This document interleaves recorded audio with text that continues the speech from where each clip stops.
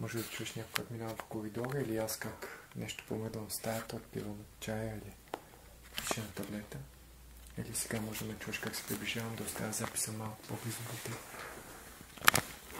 Но така с напредване на нашето пътуване е възможно всички тези шумове да загубят своето значение за теб. Единствено важен, единствено значим за теб ще остане моят глас, който ще бъде твой водач по време на това пътуване.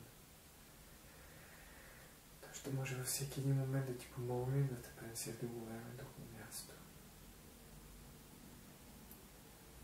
И така усещаш диванчето под себе си, усещаш топлината на одеялото. Усещаш дишането си долу и с всяко издишане. С всяко издишане тялото, умът, душата ти продължава да се отпуска.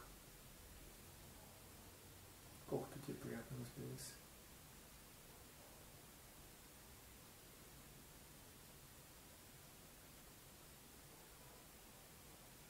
Аз мога да помогна за това отпускане, като те помоля сега да фокусираш цялото съзнателно внимание върху върхът на главата, върху най-високата точка от твоето тяло. Може да усетиш, да си представиш как оттам в теб започва да се влива една нежна сияйна светлина, която успокоява областта на косата, скалпа.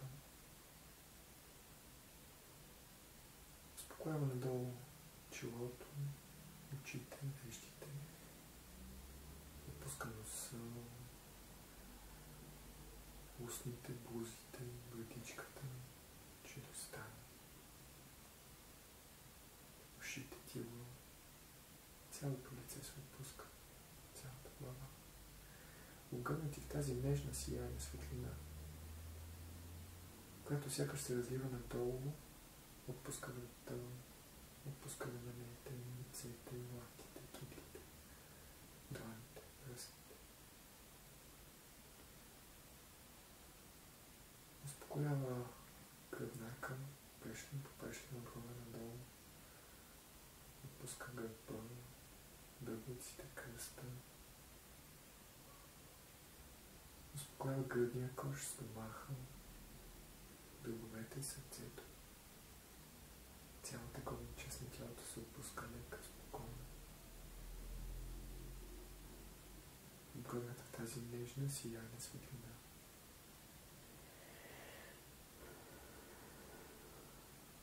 Която сякаш продължава да се отпуска надолу и отпуска таза, краката, успокоява коленете, пръстците, отпуска стъпалата, ходилата, дори върховете на пръстите на краката се отпускат сега. И навлизаш в едно приятно състояние на цялостна отпуснатост на тялото, умът и душата. И докато умът ти долу се опитва да отпусне тялото, може да усетиш, да си представиш как сякаш една малка частица от теб започва да се издига над теб. Можеш да усещаш или да си представяш как сякаш поглеждаш себе си отстрани. Как си седнал на това диванче и как със всяко издишане се отпускаш все повече и повече.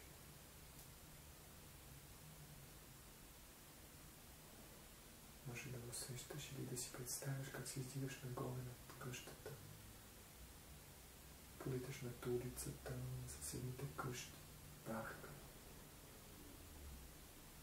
Издигаш се над съседните улици, хората, колите, трафика.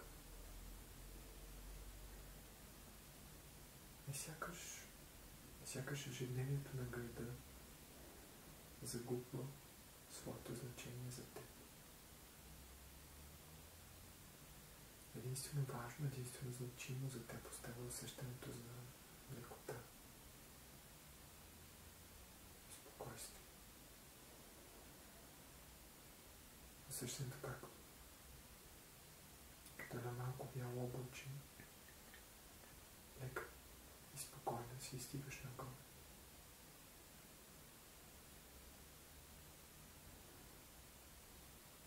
Сякаш над София. Политаш над България, съседните държави. Можеш да усещаш или да си представяш как се издигаш над Европа.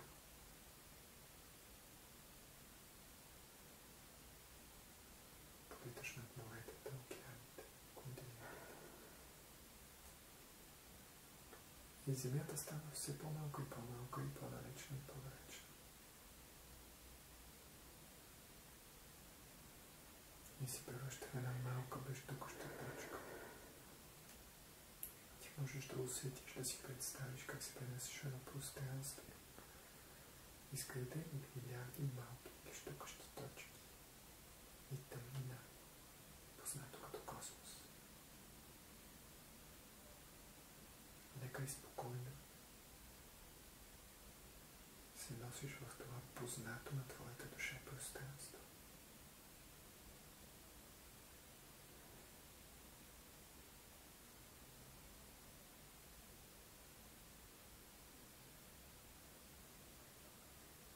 След малко ще преброя от 1 до 3. И когато кажа 3, може да оставиш душата ти да те пренесе на момента, в който... Ами, малко се страхувах, като трябваше да напусна земята. Обаче...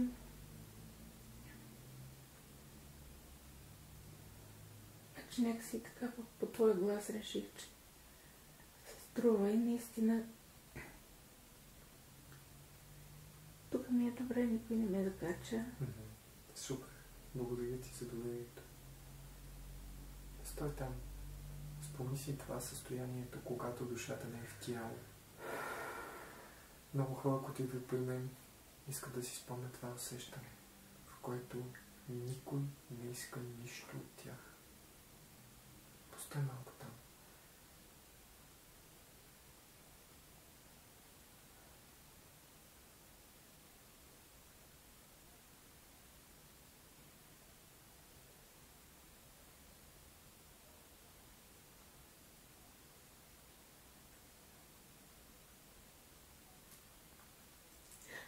Окей.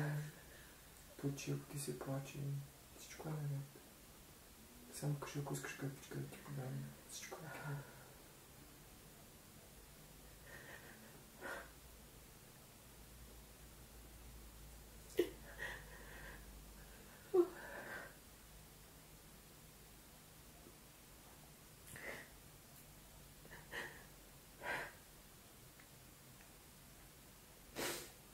Там е много хубаво и не искам да ходя там.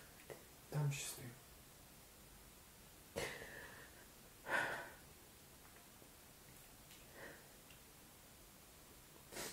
Обичат ме и ми се радват. Кой? Ами всички звездички около мен. Колко хубаво.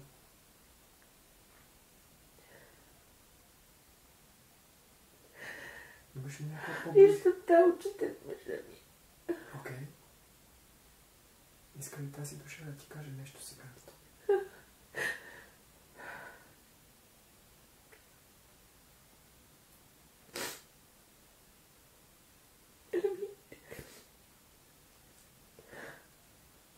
Казвам ми, че мога да се справя.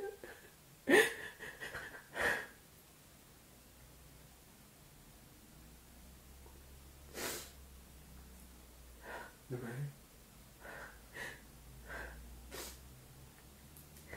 Ама някак си е дистанциран от мене. Питай го. Каква е причината да си дистанциран днес? Защото не ми е било мястото там. Така ли? Добре. Само за малко. Ама ме обича. Mm-hmm. И очите му ме гледат така, с доверие, с вяра. Окей. Питай го, каква е причината да си тръгне толкова рано?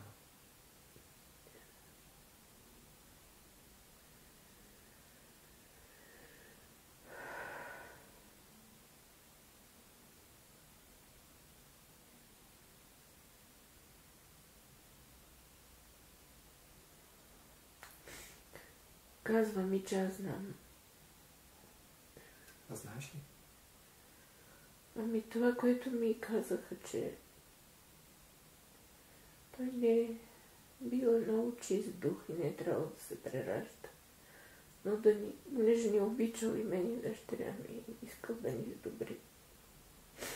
И е помолил да живее поне 7 години с нас.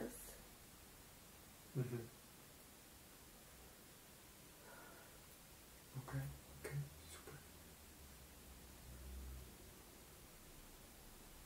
Искаш ли го? Мъчно му е. На него? Да. За какво? Еми, че ни е оставил. А всъщност оставил ли ви наистина? Нали се виждате? Нали идва от време?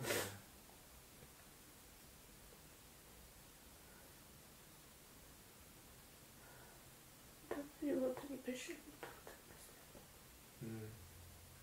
Питай го, каква е причината за това? Защо е такъв път?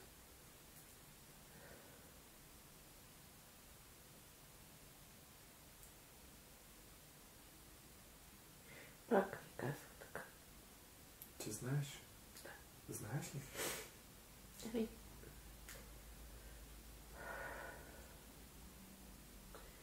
само една част, според мен. Това, че след неговата смърт ми се отвориха центровете. Успях да видя това, което той през целия ми живот се опитваше да ми казва, много внимателно, много нежно, много деликатно.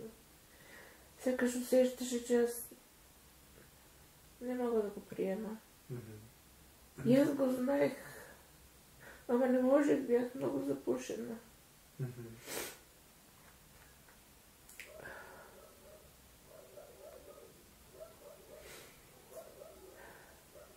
Да.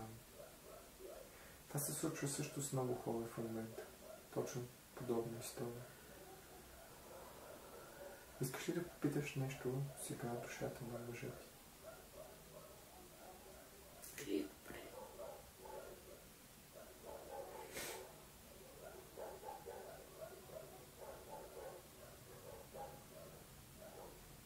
Само се тревожи за нас, ама вече се радва повече.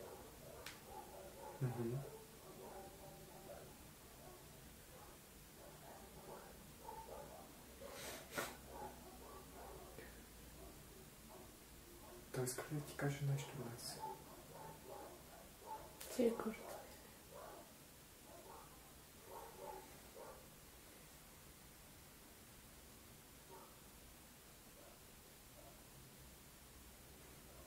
Аз просто потъвам в очите.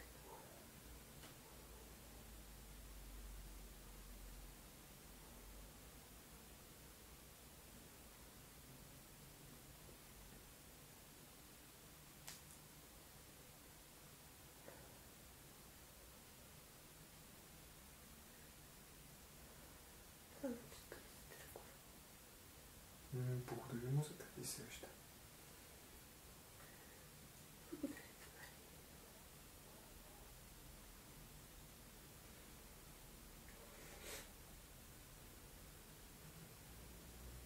Има ли някои от другите звездички, което иска да ти каже нещо сега?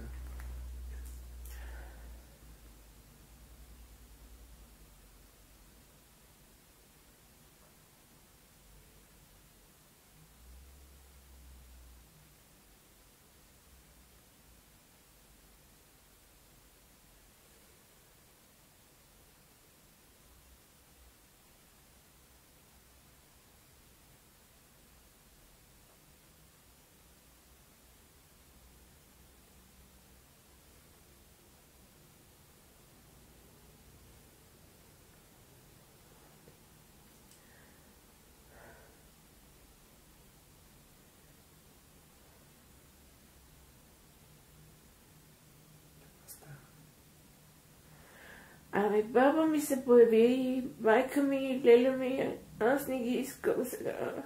Добре. Искам да се видя с брата ми. Добре. Благодаря им, че се появяват. И им кажи, че благодаря ви, но не съм готова да говоря с вас. Да. Може би баба, защото каза, че преди да започне... Да, обаче тя като се появи, веднага привика и майка и леля. Ясно. И аз с тях имам много... Не искаш сега, да. Не мога да... Благодаря им, кажи, не сега, да. Да, не сега. Така. Помоли, дядо ли каза? Не, баща. Баща ти, извинявай. Не, баща ти.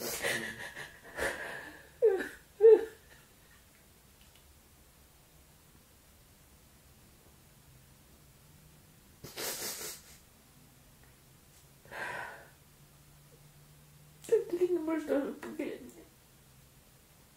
Каква е причината?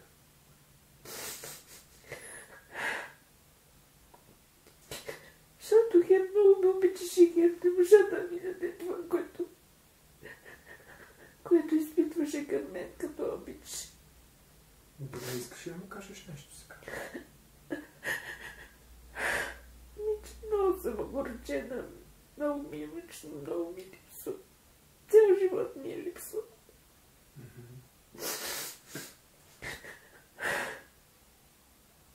Той как реагира?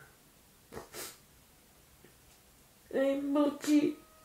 Свела поглед.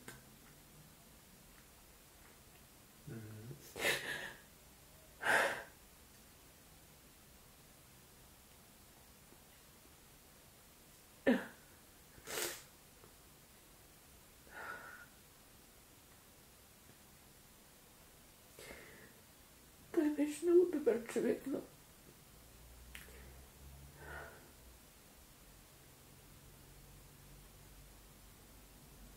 Той иска ли да ти каже нещо сега? Но се държеше лошо с мен заради майка ми. Той иска ли да ти каже нещо сега?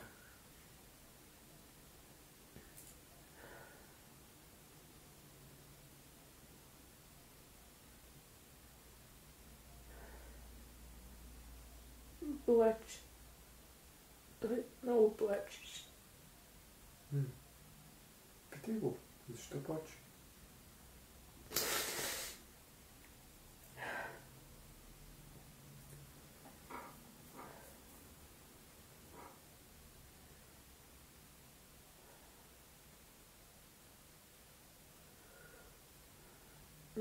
Тежко му, че не се е справил.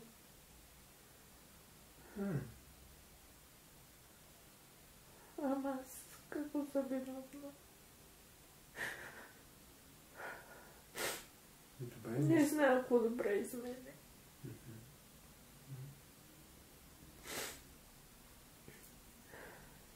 Каква е причината да го изправиш него за твой баща? Аз не ме моля да му простя. Никога не съм очаквала такова нещо.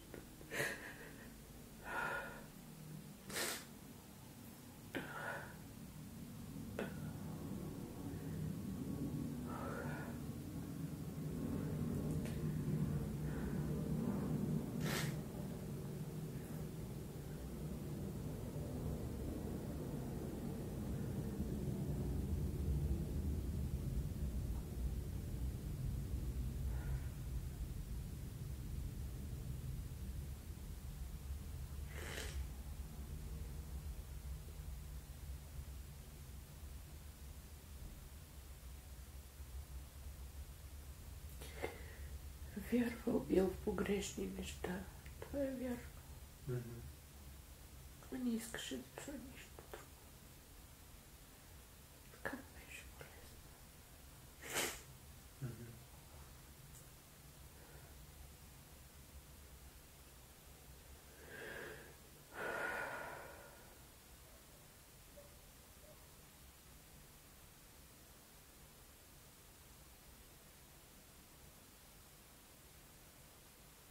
Той иска да си ходим, аз му казвам да стои.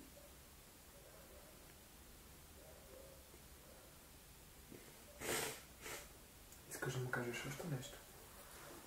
Искам да ме прегърне. Добре. А той? Иска? Нищо не прави. Питай. член за Срам го било.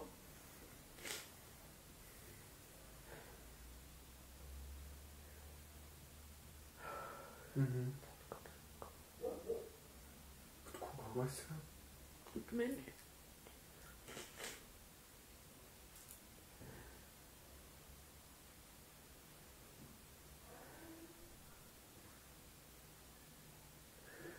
Каза, че съм най-голямата обич в живота му.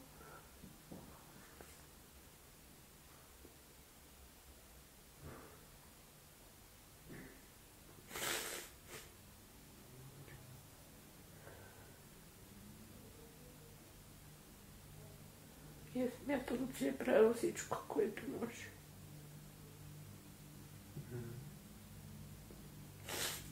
Ама не и това, което аз исках.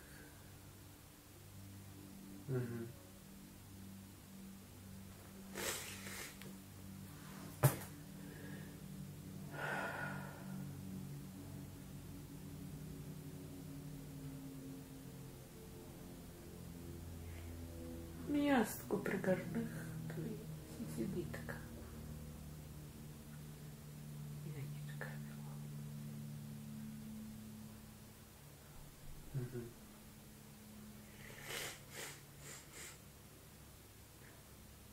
Казвам му да си върви.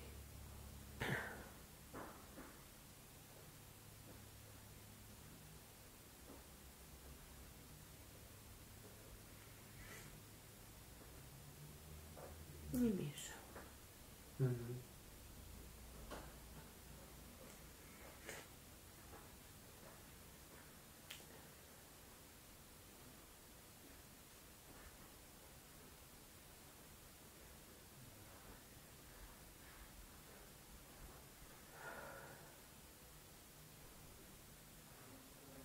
Скажи някой от другите звездички. Да ти каже нещо.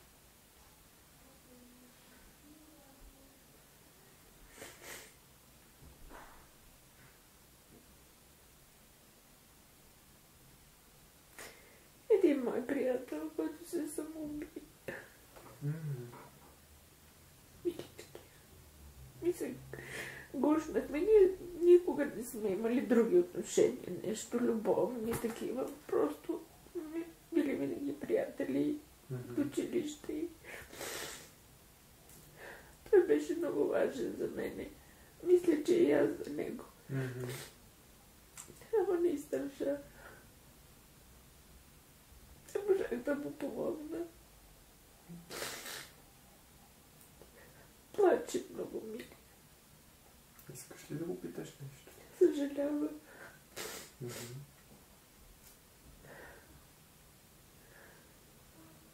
О, не само кога ли по главата. Добре.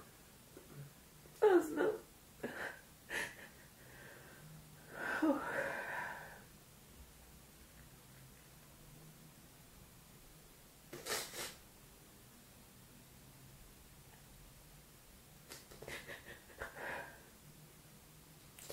Знам, защото и аз съм изпитвала тази самота, че и понякога пък.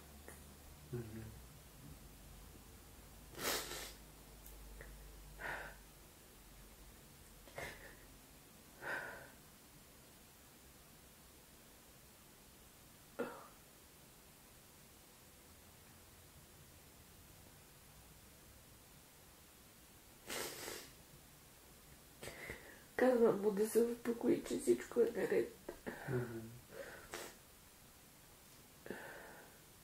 Може би следващия път ще е по-добре за него. Ако реши.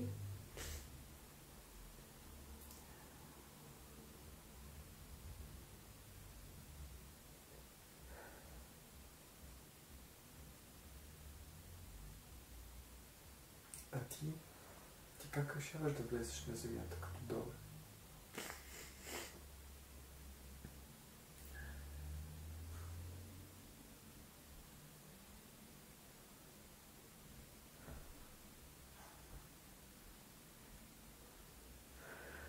Като ли искам да сляза да оправя работите. На кого? И на света. Я разкажи как черташ пътя на душата си.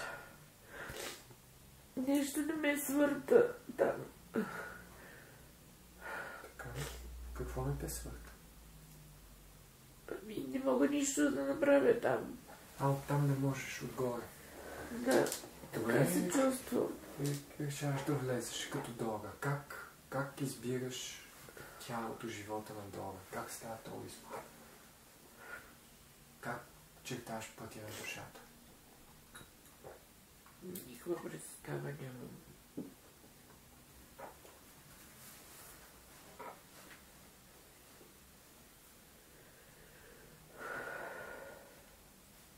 Просто остави душата ти да те пренесе там. Да. Сега. Ти знаеш си.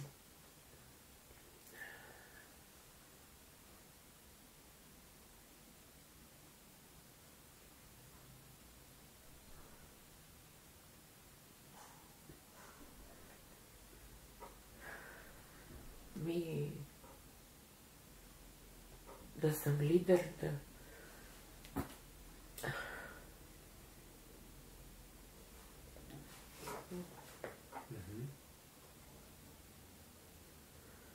Ама някакси осъзнавам, че това са глупости.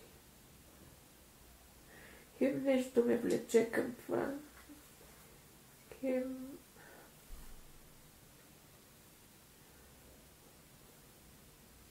Не съм сигурна дали си струва.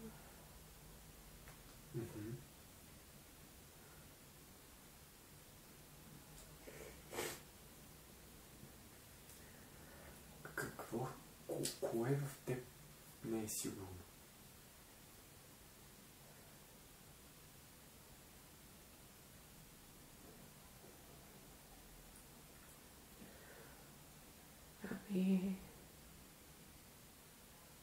Не съм сигурна дали хората ще ме разберат. Това от какво зависи?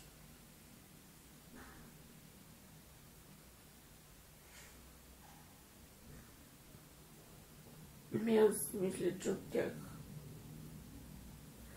Защото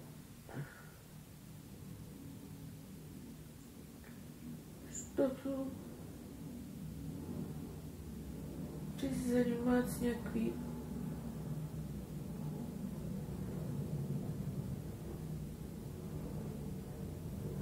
такива древни неща, и че не виждат какво се случва. Сама ли планираш идването си на Земята или някой ти помага?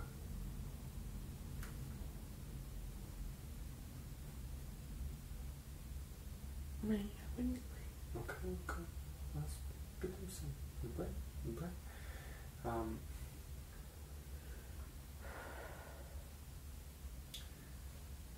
Виж там на момента на планиране, ти ли избираш твоята дъщеря да ти е дъщеря или тя избира? Как става там? С децата въобще при теб? Аз сега като планирам, чувствам, че хем много искам да планирам, хем също време ми си иска да си стоя. Да. Всъщност добре, в крайна сметка, и не мога да реша. Кое е онова нещо, което решава всъщност? Защото ти си на Земята, нали, Дора, тук говорим си с Дора. Кое е онова нещо в тебе, което решава да влезе в тяло? Кое е онова, което наклонява везните в това да влезеш на Земята? Първата мисъл.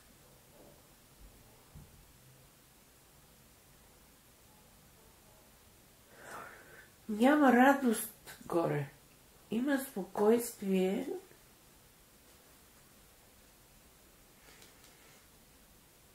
Но и болка има. Има осъзнаване.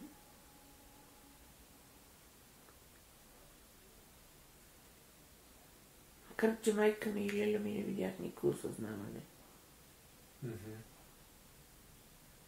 И баба ми. Всъщност това е. Слизаш на Земята заради радостта, така ли? Това е Това е важното.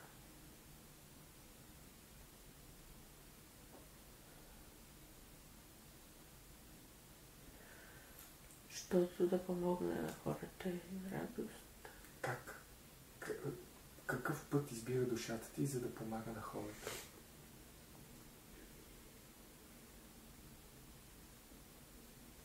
И да разговарям с тях.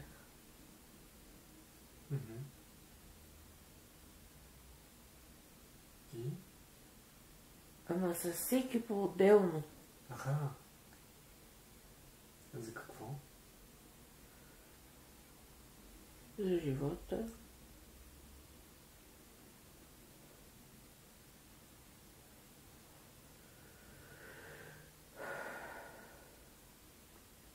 За тях самите.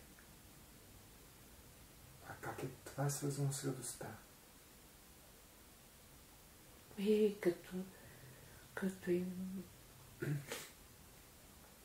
помогна някак, дори да не е по начина, по който аз съм си мислила, но нещо ги е впечатлило, нещо са осъзнали за себе си, като сме си говорили. Нещо такова. Нямам конкретен план. Просто разговарям с тях и искам да разбера какво мислят, как се чувстват. Как това е свързано с радостта?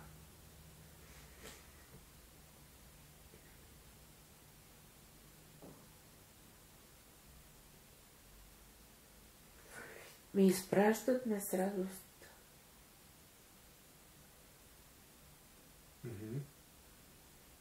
И аз някак си съм окрилена. Не се чувствам сама. Нито съм самотна. Това чувство къде го има в тялото на Дора в момента? Така като криле си усещам. Искам да го запомниш. Запомни това чувство с ума, тялото и душата на Дора. И след като приключим днес нашата среща, искам да се върнеш тук на земята с това чувство. Да можеш да го помниш и да се свързаш с него, когато имаш нужда да го възстановяваш. Точно както нали си имаш своя мантра, по същия начин да се връщаш към това чувство, че имаш криле. Запомни го това чувство, насити го, наслади му се.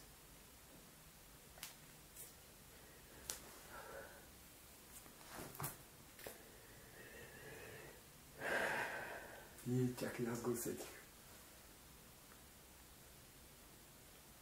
Прекрасно.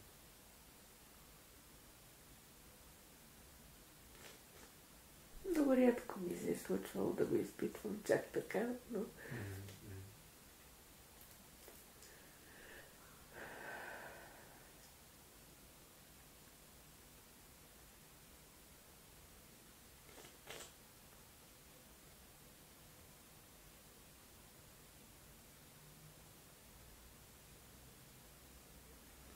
Просто аз съм като един пътешественик.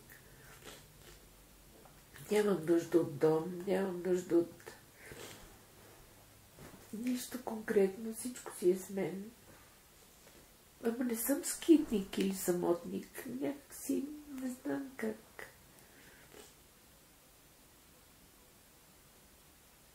Просто така живея от къща в къща. Ма не ми е бездомно. Напротив. Не стоя повече от нощ никъде. И не досаждам на хората. Те дори ме канят да оставам, а аз знам, че трябва да вървя.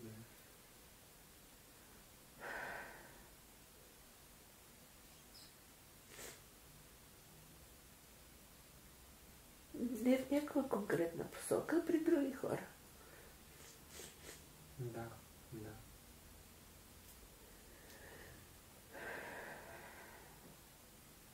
Много свободна се чувствам.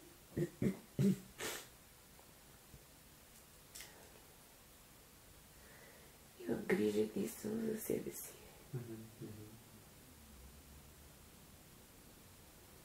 А за хората всъщност аз им помагам, ама не ме е грижа в този натоварващия смисъл, нещо, че изпитвам дълг или нещо такова, което е тежко. Просто се радвам, ако мога нещо да им дам като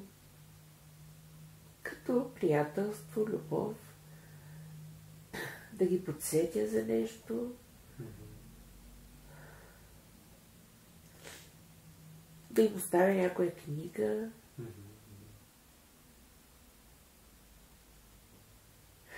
Ама всъщност аз нося няколко и те си избират сами. Да. Защото аз знам, че книгите говорят и всеки просто трябва да чуе. И хората, между другото. Хората също много говорят. Просто ние не им обръщаме внимание. Поне при мен е с хората. Да, това искам да им дам. Нали? Да ги чуят.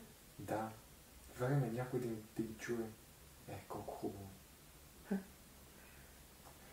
Разкажи ми, това наднормено тегло планирано ли е? Не, аз нямам нужда от тия килограми. И тогава, какво се случва? Какво се обърква? Ами, просто живота ми не е протекал по този план. А в този план, в който протече, имах нужда от много защита. И затова са килограмите. Вероятно се ме е страх, че няма да ме заклежат. Понякога съм като невидима. Дори с килограмите си. И не ме виждат. Не ме зачитат. Така. Както ми каза една гадателка, че още първият път, като влязах при нея, тя каза: че ти не живееш твоя живот. И аз така се разревах и излязох. Тя много ми помогна после. Обаче това беше така в десятката, че направо не знам какво се случи. Добре, сега си на момента, в който душата е начертала плана.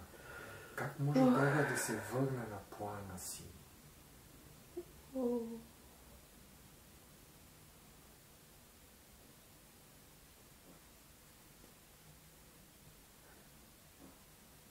Нямам идея. Толкова много ме неща ме търпат назад. Не назад ми дърпат към този начин на живот, който живея. И не само хубави неща, децата ми, внуците ми. Има отклонение от плана, то е ясно. Как може да се върнеш на плана? С какви действия в материалния свят Дора може да се върне на плана на душата си? На пътя на душата си. Аз пиша много. Пратих един текст.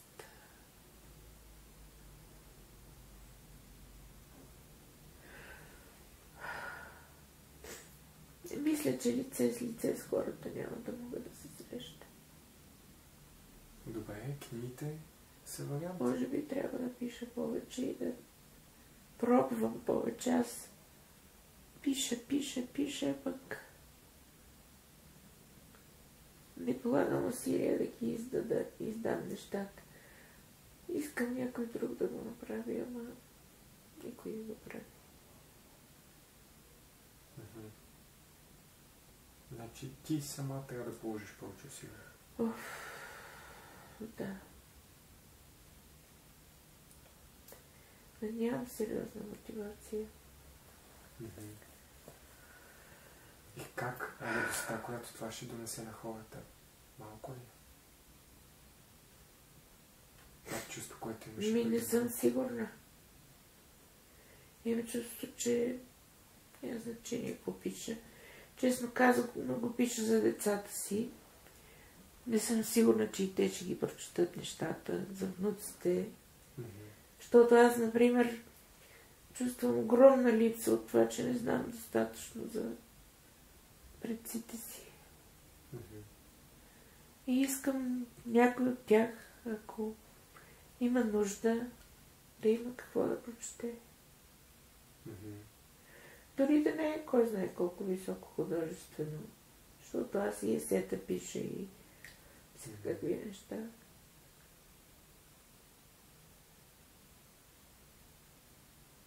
Нищо не остава загубено, нали знаеш? Знам. По-рано мечтах да стана велика актриса, велика писателка.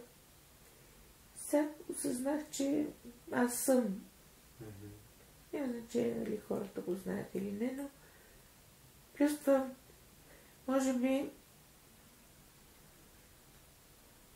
ми е трудно да се върна на плана на душата си, защото вече знам, че хората не ги е грижа за почти нищо. Или ги е грижа за някакви неща, които в повечето случаи са... знам, че няма нищо безсмислено, но неща, които забавят.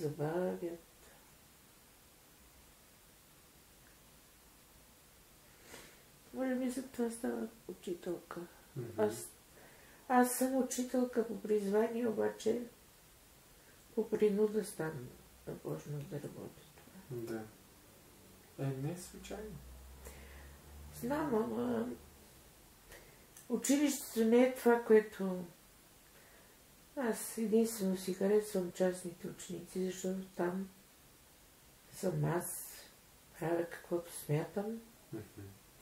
Имам успехи винаги, когато ме слушат децата. Моля се да идват само учители деца, които искат да учат. И аз така тук за регресиите, по същия начин. Просто не искам други деца, който иска да учи, който не иска да не учи. Негов си път, нищо лошо не му желая. Обаче не искам да ме занимават. Да. Супер. И не вярвам. Вярвам, че добрият учител е той, който има добри ученици. Да. От тук нататък на къде?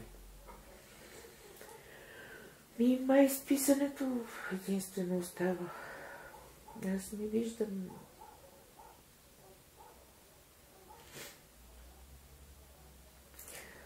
Аз съм водещ на йога на смеха, не мога да си събера група, хората не искат да се смеят. Аз съм много добра. Обаче, оказва се, че имам уникален смех. Рейки лечител съм, никой не ще да го лекувам. Аз ги лекувам отдалече да е. Ама, така. Това все пак ме огорчава.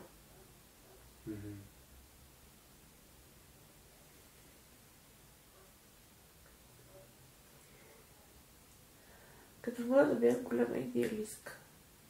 Сигурно заради плана на душата. И трябваше много да уча, за да се смиря. Това смирение част от плана ли е било или не? Не.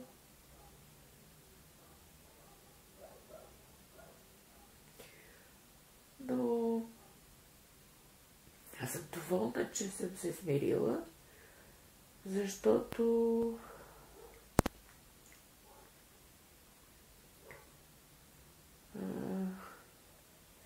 дори не знам дали смирила е думата, просто и дори не знам дали съм го направила. Но всеки ден се опитвам да приема нещата такива, които са. Със съзнанието си съм абсолютно наясно, че всичко е както трябва. Но понякога емоциите са... Онзи ден избухна пожар, вкъщи бяхме всички.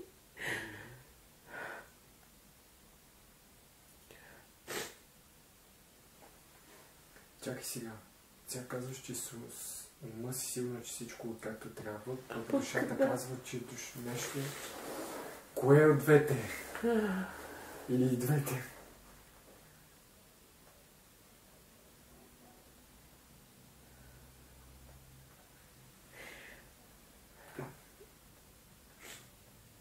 Ами, моя ум е много гаднярски.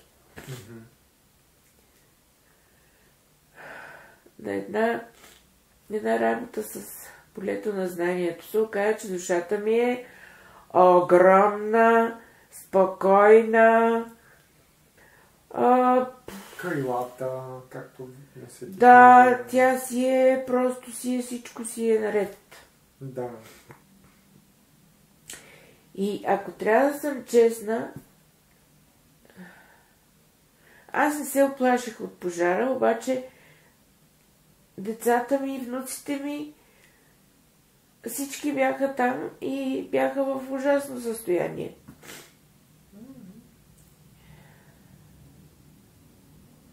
И аз гледах да са добре, колкото е възможно. Веднага извикахме пожарна, не стигнахме до пламъци, но всичко беше един черен дим. Супер, добре си видяла. Кажи ми, кое от двете? На плана ли си, както казва ума, или си се отделила, както казва душата? Кое от двете?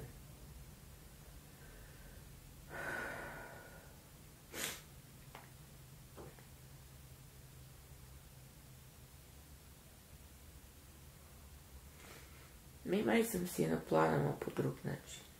И аз кажи за този нов план. Какъв е това? Това план Б ли е? Какво е?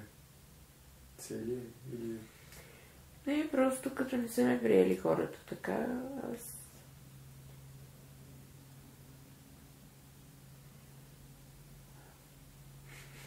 Аз като бях учителка, като работех, преподавах, сега работя в библиотеката на училището, защото съм учителка български език и литература, психология и логика също. И работех за един ученик, който ще ме чуе, ще ме разбере. На тройкаджиите им казах да не се притесняват, тройка ще имат за това, че дишат. На поправка ученик не съм оставила заради себе си и защото не вярвам, че има смисъл. Тройкаджиите им казах да виреят както могат, не ме вълнуват. Добре, това ли е новия план? Кой е новия план на душата? Явно. И работех и има много ученици, на които съм им помогнала и са си отворили очите. Супер. Ето пак. Да. Всъщност аз съм си го изпълнявала. Макар че трябвало и моите очи да бъдат отворени. Защото те, моите очи... Аз така съм тръгнала като малка по този план идеалистичния. Ама много бързо ми подрязаха крилата.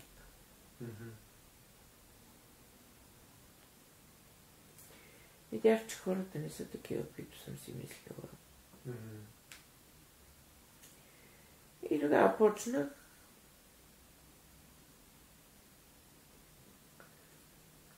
да внимавам кога, къде, какво говоря. Ама това много време ми трябваше.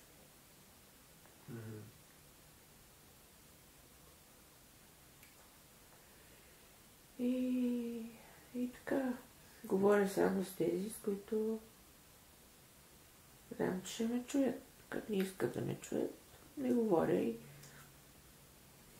не ми е приятно, мога кажа, че страдам от това. Защото знам, че всеки си върви по пътя. Това съм 100% убедена. И аз коя съм, че ще му определям пътя. С децата е по-трудно, особено с дъщеря ми. Знам, че си върви по нейния път, но понякога толкова е тежко, че Добре, аз там не разбрах, тя те избрала тебе или ти си избрала нея? Явно тя ме е избрала. Каква е? След като ми е дъщеря. Какво е споразумението, което са сключили душите ви? Ами, да се приемем, да си простим. Аз и простих и се промених към нея, омекнах, когато взех първо ниво рейки. Такава промяна. Тя по телефона ме усети.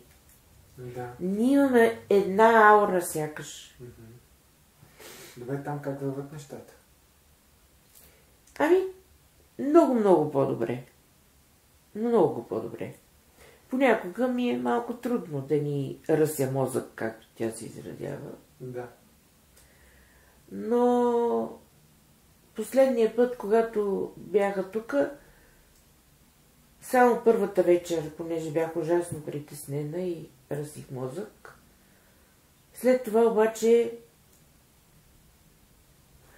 странно защо това, което правя с другите хора, правилно. И ги питам, искаш ли да ти помогна? А на дъщеря ми хуква ми помагам. И тя е бясна. Питай, да. Каква е причината за това? Нея. Ако може да дойде на момента на твоето планиране.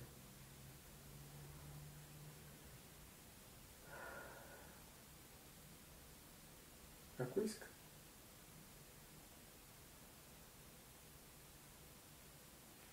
О, тя от тия, дето обичат да помагат.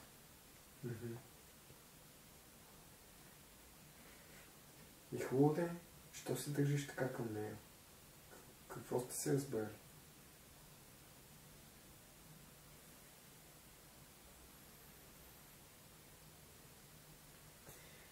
И тя е дъщеря на баща си. Той ме беше си отишъл, ние сигурно щяхме да общуваме през него. Много се обичаме.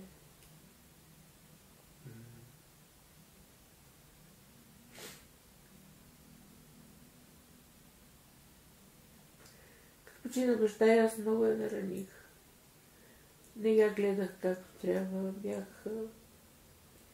Не осъзнах нейната болка.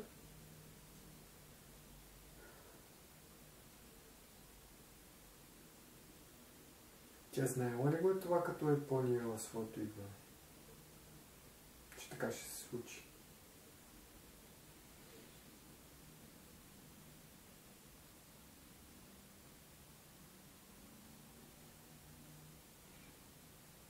Май не знам.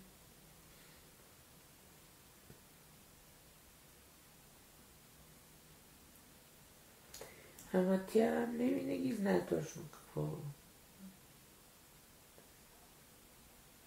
иска и мисли.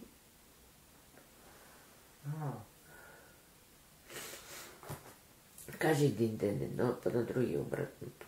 Питай душата и каква е причината за това поведение? Страх е, милата. От какво?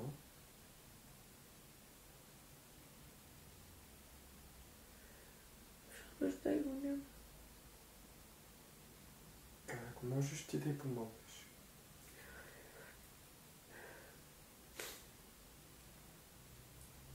Ами.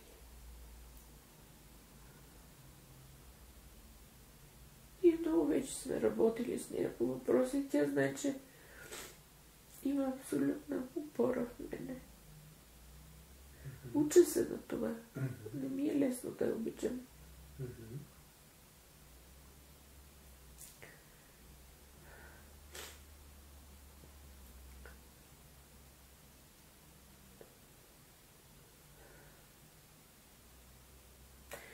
Просто той като си отиде, ние и двете останахме без опора и беше много страшно.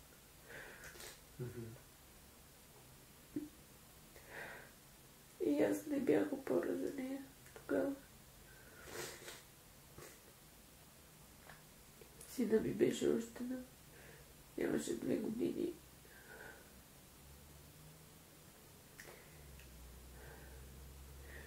дъщеря ми винаги ни е разделила се по някакъв начин. Се разболели, нещо друго ли ще стане.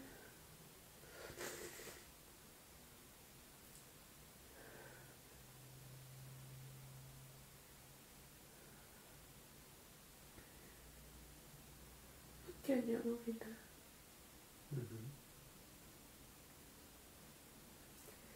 Аз не можах такова да се справя.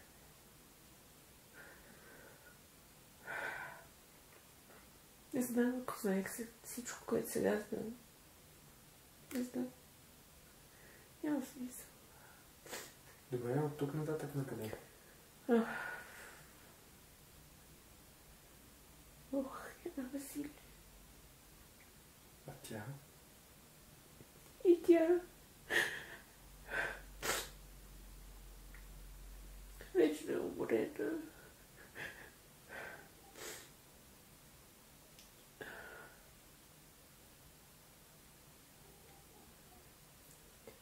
С две деца на ръцете. И как продължавате? Питай душата й. Как да продължите?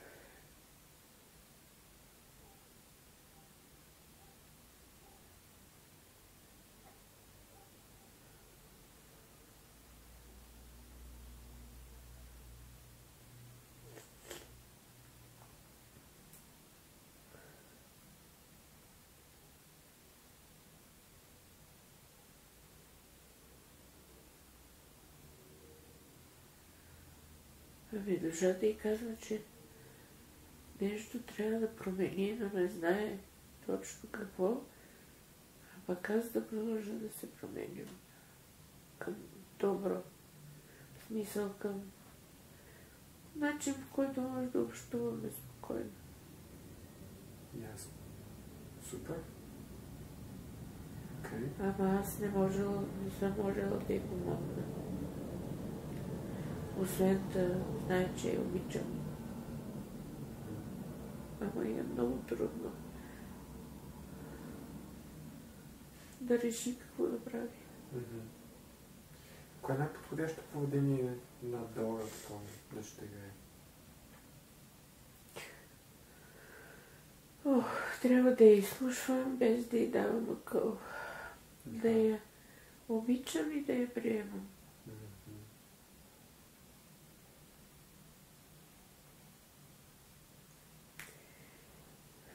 И знам, че така е правилно, защото всъщност аз не знам кое е правилно. Само ми се струва понякога, че знам. По какво можеш да разбираш кое е правилно? Когато тя е добре. Аз нямам претенции за това как живее, какво прави, не ме интересува. Искам само да е добре. Ама не. Ти можеш ли? Как можеш ти да й помогнеш тя да е добре?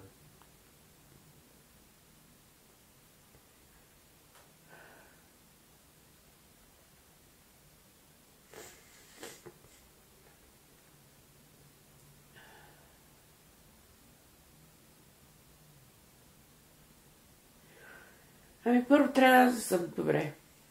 Как?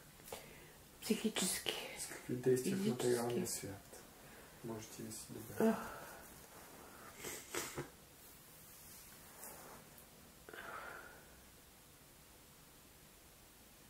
Много помисля. С какви действия в материалния свят ти ще бъдеш добре? И да не ям толкова много, примерно. Това е нещо, което тя много се потриса.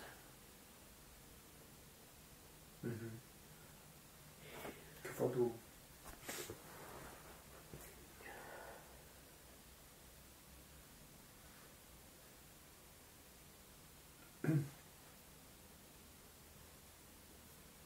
Да съм спокойна, да...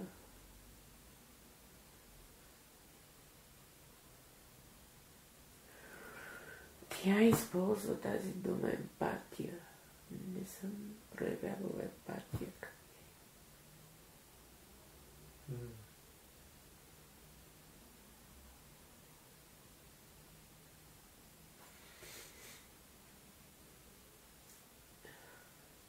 Понякога съм и много ядосана. Защото не се грижи за себе си, се мисли за другите и накрая и не беше такава като малка. Вися, тя, нали, не е пацима. Да. Добре, има ли още нещо, което искаш ти да разбереш на момента на планиране на настоящия живот на Дора? Защо след смъртта на мъжа ми така и не можах да намеря друга любов, друг партньор?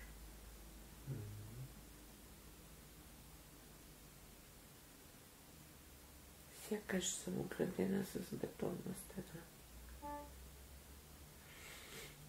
Това планирано ли е? Така ли си планирал живота или не?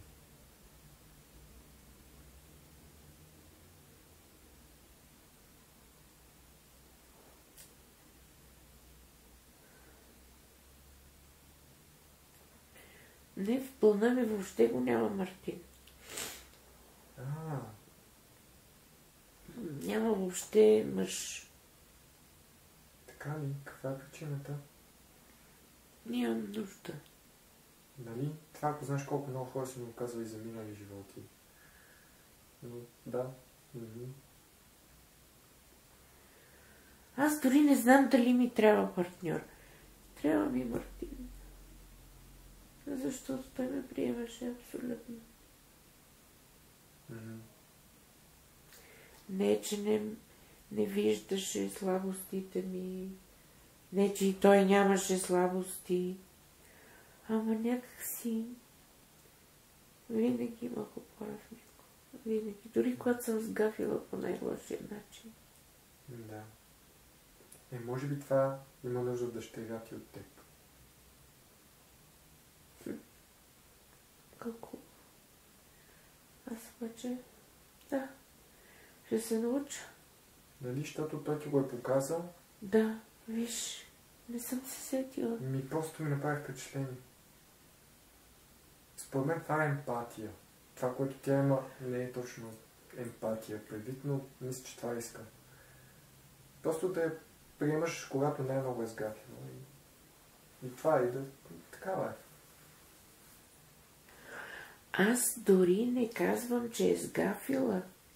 Аз казвам, че това, което прави, я прави нещастна, уморена, няма сили. Това казвам. А иначе аз нямам претенции. Какво би казал мъжът ти на твое място?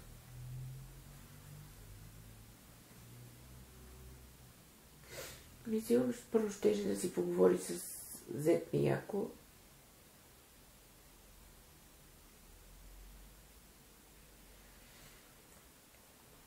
Да го светне, че Ива не е сама. Мисля, че зет ми вече започна да го схваща това, макар и бавно. И то не е само родата, но и приятели.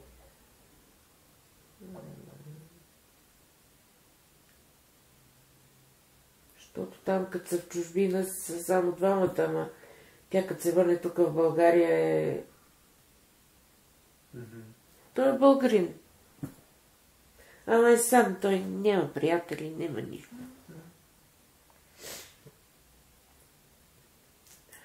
Има ли още нещо, което е важно да знае Дора от момента на планирането на живота?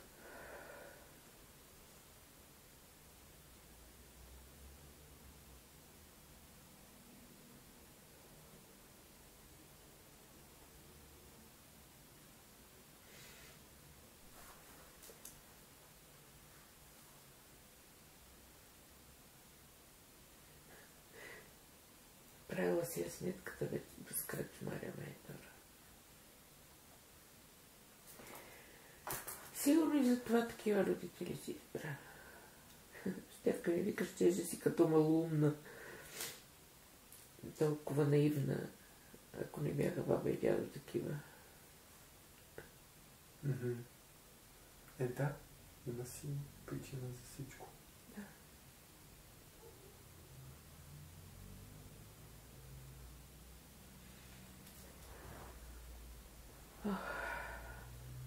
Добре. ако имаше едно цялостно послание от всичко това, което преживя и усети днес към Дора, как би звучало то?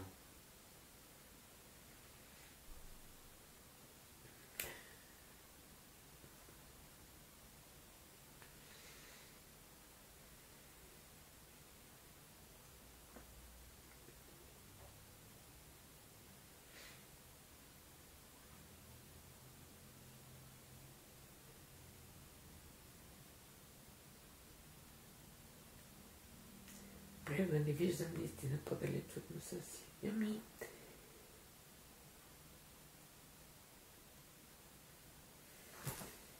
Какво е посланието? Всичко си ми е наред. И че... Просто е така е. И всъщност аз се справям чудесно с повечето от нещата. Но просто се справям. Сега ям повече понякога, ама... Да, от време на време. От време на време, да. От защита ли казва? Като дойде дъщеря ми ме води по разни суперски ресторанти и много обичам да ми е вкусно. Много ясно, то това е кефа на живота, то това е част от радостта. Да. Много ясно. И аз съм много група да ти кажа, и аз обичам си хапвам. Много ясно, то това И като ми е вкусно, да. не ям много. Нали? И аз съм го забелязал. Да. Да. Защото просто се наслаждаваш. ми е кеф. Нали? Да. Абсолютно. И аз съм го забелязал. И колко хубаво. Благодарности, Дора, към всички, които се включиха в нашето пътуване днес. Към всички души. Благодаря. И най-вече на себе си благодаря. И на теб, разбира се. И аз ти благодаря. Прекрасно пътуване. Благодаря ти много. Връщаме се с усещането за криле. Усещането, че се справяш прекрасно.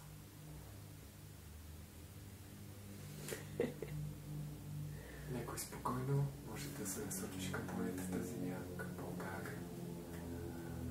Тялото ти тук, на това диванче.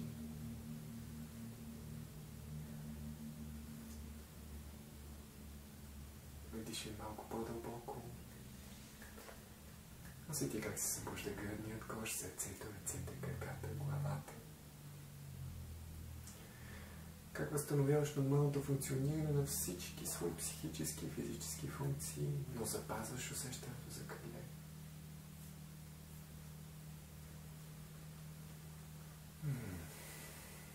Дишай, размърдай ръцете, краката.